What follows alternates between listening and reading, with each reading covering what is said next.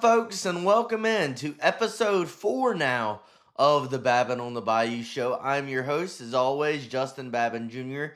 It is indeed Thursday, January 15th, 2026. So excited for y'all that y'all are tuning into the show. Thank you so much for the support I've received this week once again. But let's get right into episode 4. I hope you're having a fantastic Thursday today. Yeah, so the thing for today's show is that you'll see kind of a mood shift halfway through the show because we're gonna talk mainly about two sports. We'll start talking about LSU football. Obviously, the big news yesterday is that they signed USC transfer quarterback Husan Longstreet. We're gonna talk about the phenomenal reloading of LSU's quarterback room by Lane Kiffin because it has been a phenomenal few days in that department. And then halfway through the show, we'll talk about Matt McMahon and LSU basketball. And that is a totally different mood, totally different conversation after a flat out disgusting loss last night to Kentucky that we will get into. And then we'll close out the show by giving a few shout outs to a guy like Harold Perkins. Harold Perkins, of course, a couple days ago, I'm sure announced he was entering the NFL draft, and I saw something about it. We'll talk about him, and then we'll talk about the portal closing tomorrow, what we could possibly see between today and tomorrow before the portal closes, as far as is there anything else LSU needs to add. But let's start with a conversation about LSU's retooled quarterback room, and it's just been with the way this quarterback room was looking a couple days ago, with the way this quarterback room has been looking for the past year or so, to where it is now, it is literally amazing what Lane Kiffin has done over the past couple of days when you talk about it. Look, I mean, Sunday morning into Sunday afternoon, LSU had 0 scholarship quarterbacks on the roster. There was no scholarship quarterbacks on the roster, and there was genuine concern that I was seeing online by LSU fans that, hey, what are we doing? We know we're signing all these receivers and all of that and getting all these guys in here, but what about the quarterback room? What about the most important position on the football field by far? But now, you had no scholarship quarterback on the roster going into early Sunday afternoon, and now on Thursday you have 3. And you have 3 talented ones at that. And Arizona State's Sam Leavitt, Elon University's Landon Clark, and now from USC transfer portal quarterback Husan Longstreet. Great work by Lane Kiffin. It's the moniker the Portal King. He's earning that every day with what he's doing at LSU. LSU with the number one right now, the number one portal class in the country. With the guys he's added, you look at the amazing work Lane has done in the receiver room. You look now at the amazing work that he's done at quarterback. But no, I mean, I I was shocked by the news yesterday that Longstreet had signed to the Tigers. My thoughts going into it were it was originally reported that LSU was going after Sam Leavitt and Husan Longstreet. I originally, like most people, thought that they would get one or the other. They weren't going to get both because both guys wanted to start. Both guys obviously want playing time. They want the chance to start. They want the chance to be the guy. And make no mistake, Sam Leavitt is going to be the guy in 2026. So when Sam Leavitt got signed, I was like, okay, he's QB1. He's going to be the starter in 2026. Longstreet is probably not an option because it was reported that the reason that Longstreet left USC after his freshman year in 2025 was because of playing time. He wanted to play, and he wasn't getting the opportunity to play to start at USC, and that's why he transferred out. And if playing time was a big reason why he transferred, I was like, okay, now that Leavitt is signed, what is the incentive for Longstreet to come to LSU if he knows that he's going to be a backup? And I didn't think that it was going to happen. But obviously, the pitch by Lane Kiffin and Charlie Weiss Jr. and company was enough to get Husan Longstreet to commit to LSU. So all three quarterbacks between Landon Clark, Sam Levitt, and Husan Longstreet. What I love about all three of them is they're all three dual threat quarterbacks. They all three have the ability to tuck it and run, and they're willing to do that. We talked earlier in the week about Sam Levitt, how he has scrambled for over 700 yards in the past 2 seasons as a starter at ASU. Landon Clark in 2025 totaled over 2,900 yards at Elon this past season, with 614 yards coming on the ground with his legs. And look, I love that, especially with we saw. I don't want to repeat myself, but we saw how much it hurt you in 2025 to not have a quarterback who was willing to tuck it and run, because you had such a bad offensive line that when Garrett Nussmeier saw the lane, saw the opportunities, he wasn't willing to use his legs, and because of that, he got pushed around in the pocket every game because of how bad the LSU offensive line was. But that's not the case with any of the quarterbacks you have in the room now. All three of these guys, maybe not to the same extent, but all three of these guys have the ability to run, to use their legs. And that adds another dimension for Lane Kiffin's offense. It's what he's done with guys like Trinidad Shambliss, guys like Matt Corral, Jackson Dart, all three of those guys at Ole Miss that Lane Kiffin had for multiple years were, to some level, dual threat quarterbacks as well. So um, it's very good and very fitting for a Lane Kiffin style offense for Lane to bring all these guys in. A little bit more info about Husan Longstreet. So Longstreet actually only played in 4 games in 2025 at USC. He used his red shirt because he only played in 4 games in 2025. When he did play, he went 13 for 15 for 103 passing yards and a passing touchdown. And then he also ran the ball 11 times for 76 yards and 2 rushing touchdowns as well. Longstreet was very highly touted coming out of high school in the 2025 recruiting cycle. He was a former 5-star prospect coming out of high school in 2025, was the number 3 quarterback in the country in the 2025 recruiting class. He's the number 6 quarterback in this year's portal cycle. When you look at the tape with Husan Longstreet, you can see he's got an absolute flamethrower for an arm. I mean, his arm strength gets up there with anybody, and he has a lot of zip on the ball, and he can throw it deep. He's got a phenomenal arm on him, and that really adds on to that's really his best quality is his arm strength, because he's got a flamethrower on him. And what I love about Longstreet coming to LSU is he was obviously highly touted out of high school because he took a red shirt in 2025 at USC. He has 4 years of eligibility remaining. And so originally I didn't think he was going to sign with LSU after Levitt signed, because I thought he wanted playing time and he wanted the opportunity to play. And look, he's going to get the opportunity in the spring.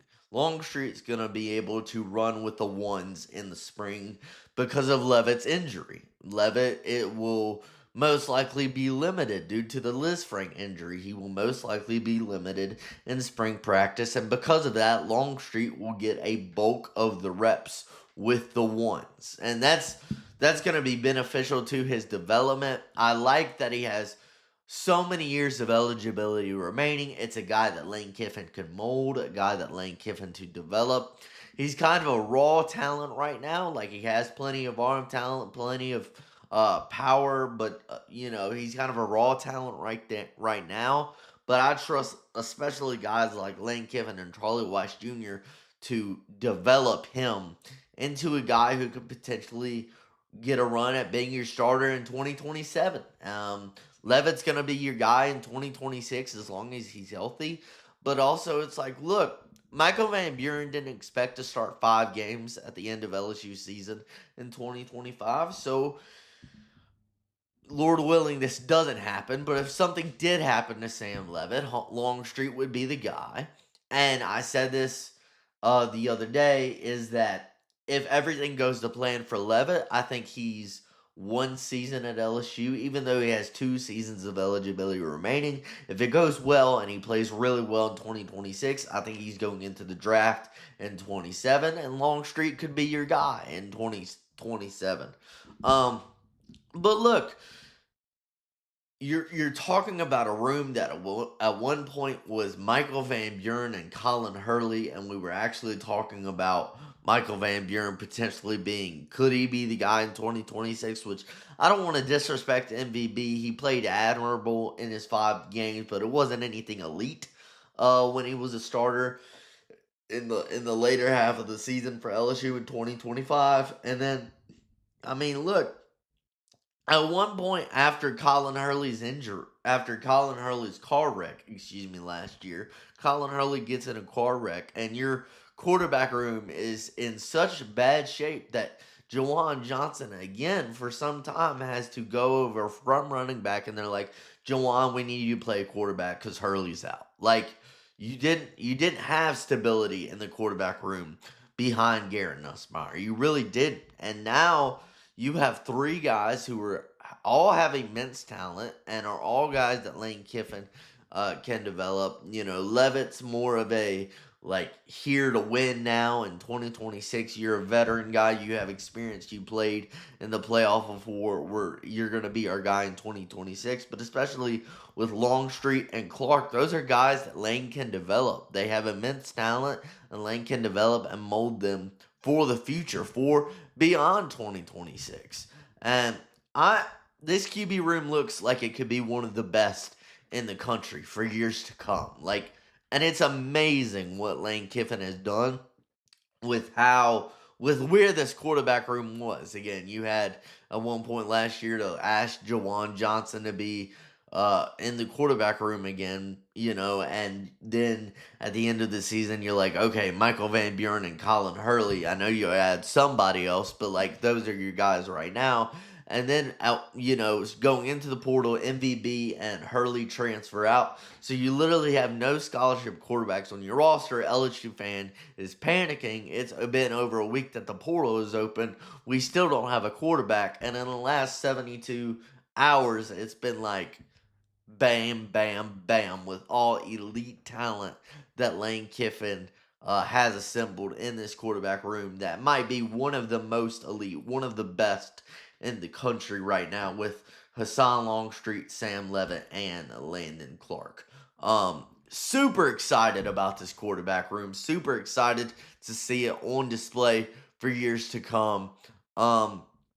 So that was the biggest news in LSU football yesterday. And I will say, the news yesterday came out at 11.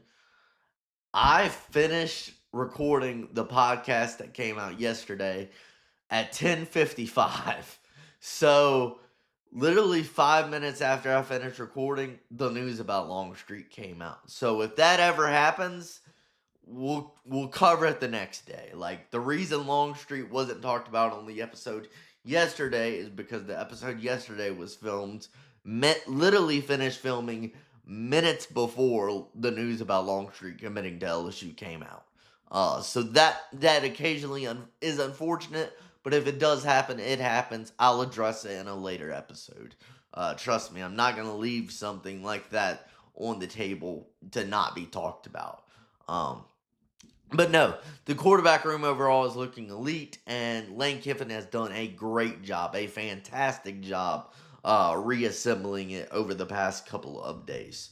All right, before we get into the bad part of the show today, we're going to talk about our lovely sponsors, our sponsors that we love here at Babin on the Bayou. Daily, we are proudly presented by Shield Heating and Cooling, and I've talked about them throughout this week. But when you're talking about Shield Heating and Cooling, you're talking about a team of guys with decades and decades of experience as experts in the AC industry. And I love my audience. I love you guys. And I want to give away something to reward you for tuning in to the show. So if you call Shield Heating and Cooling today at the number 225-46-BAYOU, 225-46-BAYOU, BAYOU, You call them at that number today. You tell them you heard about them from the Babin on the Bayou show.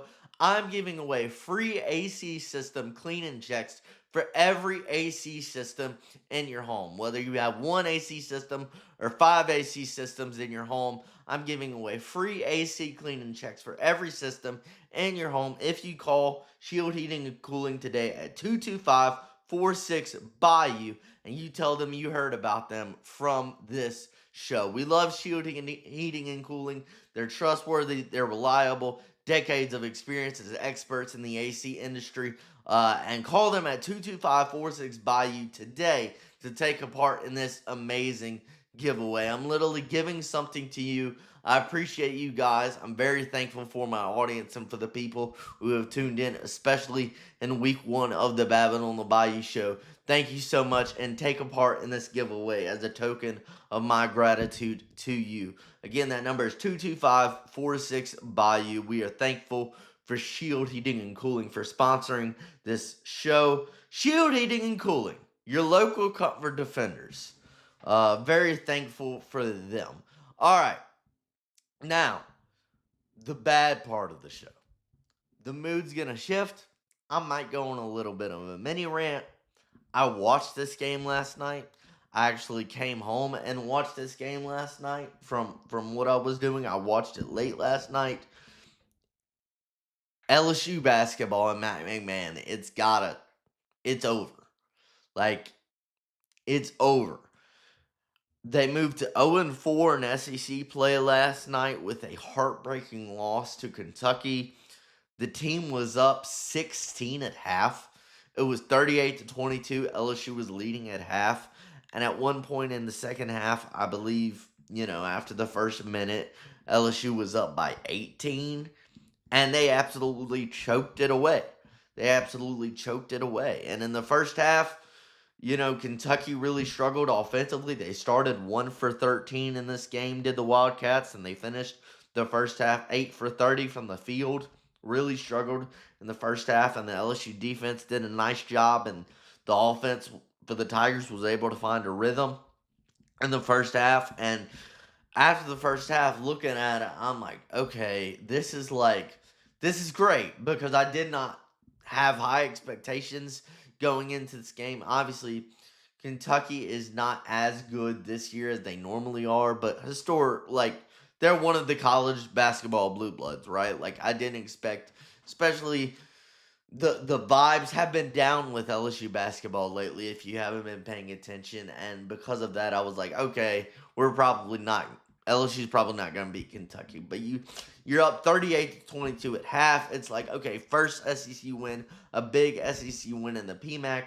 But then Kentucky went 8 for 11 from the three-point line in the second half and started hitting it from deep. Kentucky put up 53 points in the second half. That is the third game. LSU has played in 4 SEC games thus far. In 3 of those games, they have given up a 50-point half to the opposing team, which is not good at all. LSU was only 19 of 28 from the free throw line. Really struggled from the free throw line, especially at the end of that game. Pablo Tamba missed really 2 critical free throws late. LSU was up by 1 super late in that game. Tamba went to the line, could have extended the Tiger lead to 3. He missed both free throws, and that was really crucial, missing those free throws. And then it's seconds to go in the game. Kentucky has the ball at the baseline, and they chuck it 3/4 of the court, down the court. Big man for Kentucky, Malachi Marino, I believe his name, Malachi Marino, catches it, turns around, shoots it, scores. Kentucky wins on a buzzer beater. Heartbreak.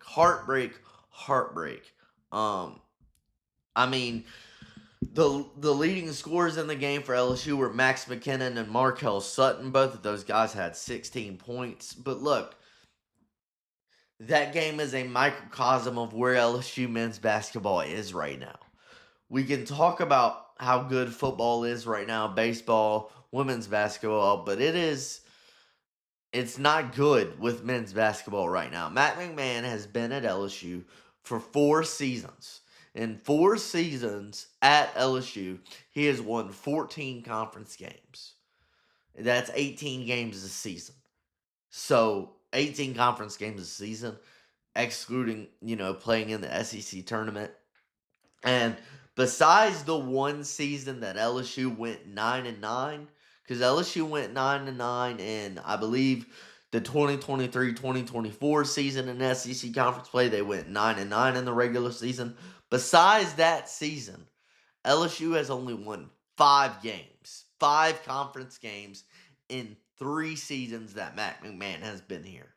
Besides the 9-9 season in 23 and 24, they've only won 5 conference games in 3 seasons. It is just not good enough. It's not good enough. When you look at it, the games I've watched, like conference play, you lose to Texas A&M. That's a close game, and I understand all of this is without your best player on your team and guard DJ Thomas. I get that.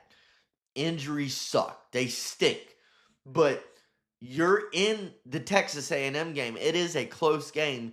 Texas A&M starts putting on the full court press on you defensively in the second half, and you really, really struggle with the full court press in the second half of that game. South Carolina, you made them look like the 2017-2018 Golden State Warriors in the first half. South Carolina didn't miss a shot in the first 8 minutes of that game. South Carolina didn't miss a shot. It was 21-5, 8 minutes into that game.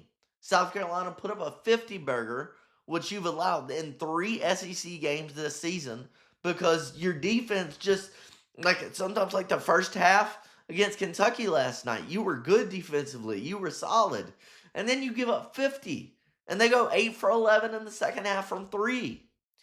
And it's like, the South Carolina, defensively was inexcusable in the first half, giving up 51 points. And South Carolina did not miss a shot in the first 8 minutes of that game. Vanderbilt, so you're down 28 at a point in the South Carolina game. You were down 28 at one point in that game. In the first half, you were down 20 at Vanderbilt. You were down 20.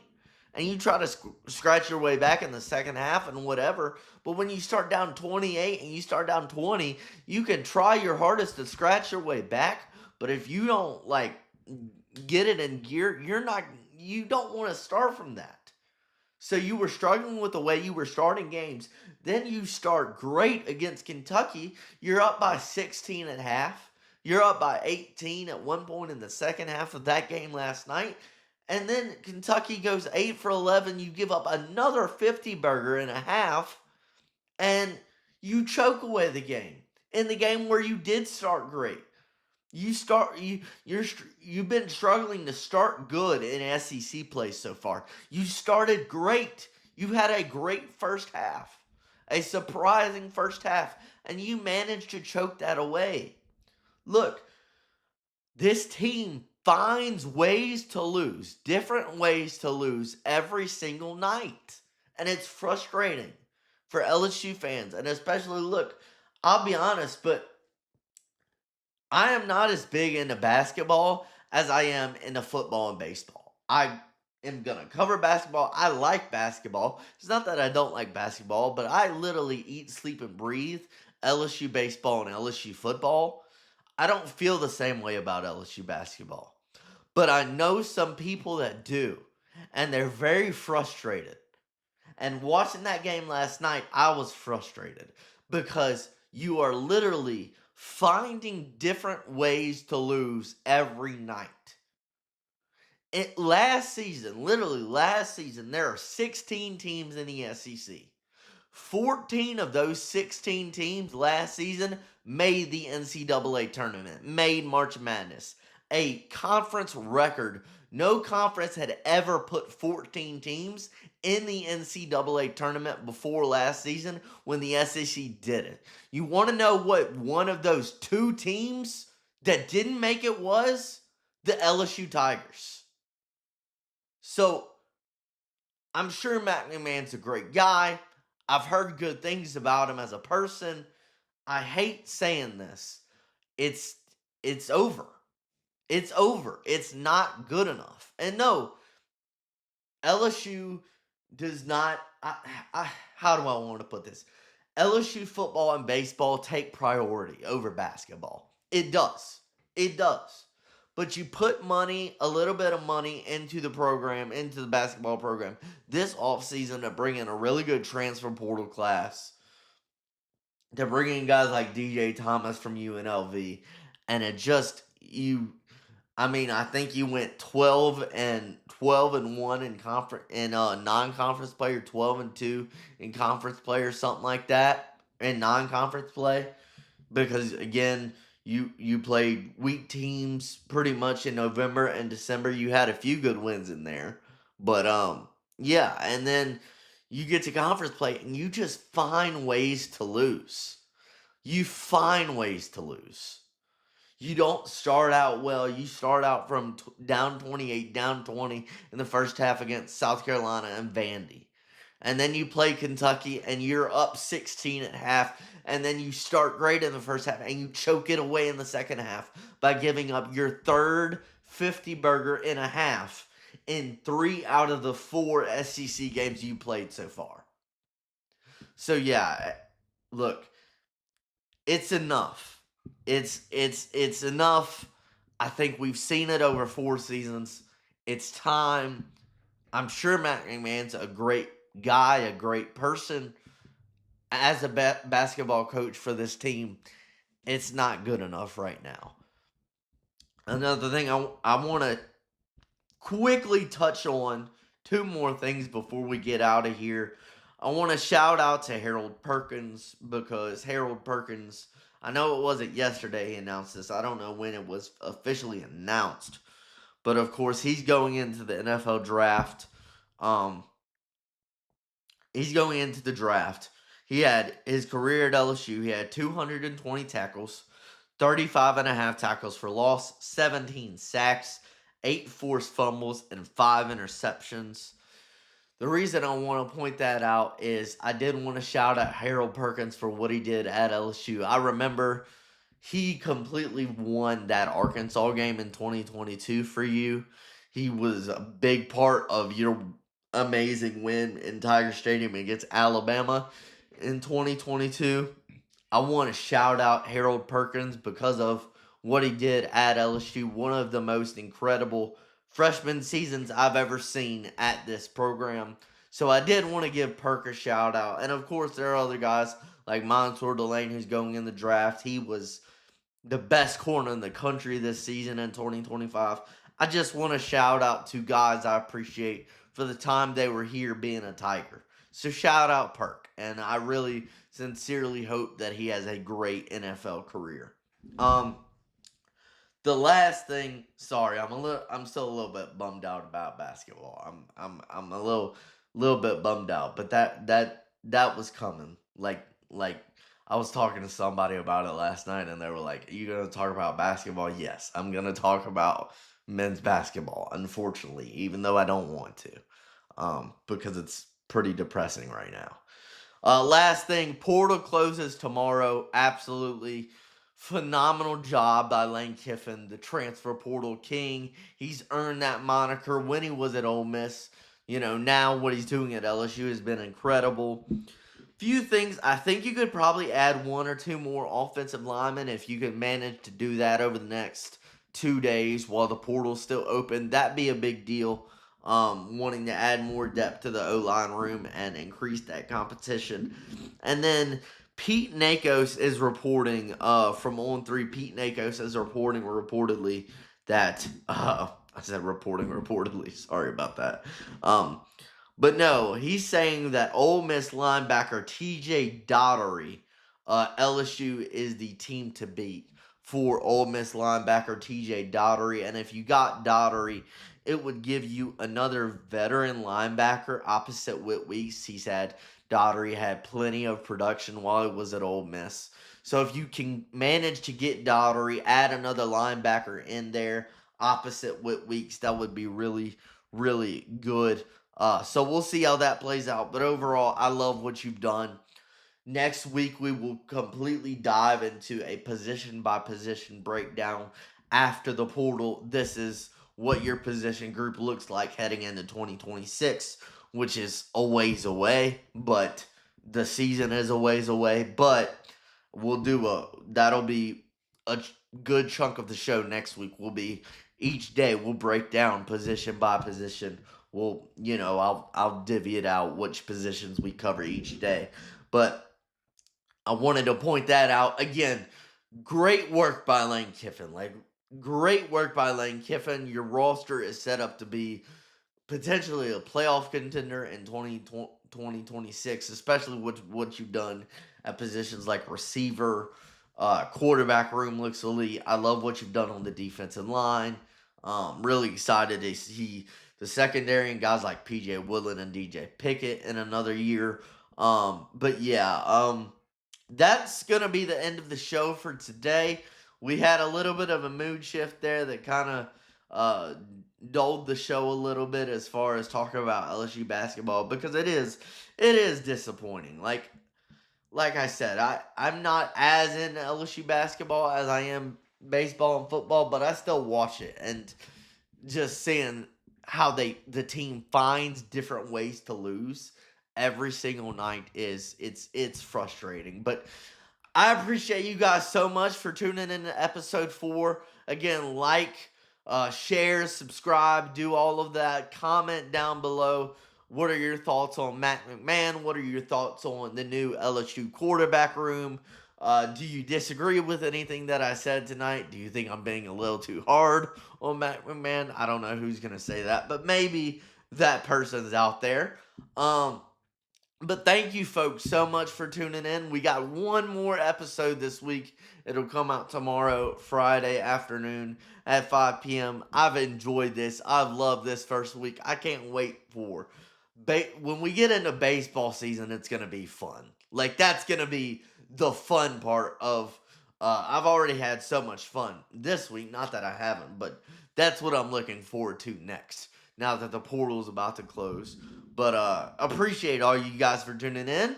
And I hope you have a great Thursday. God bless.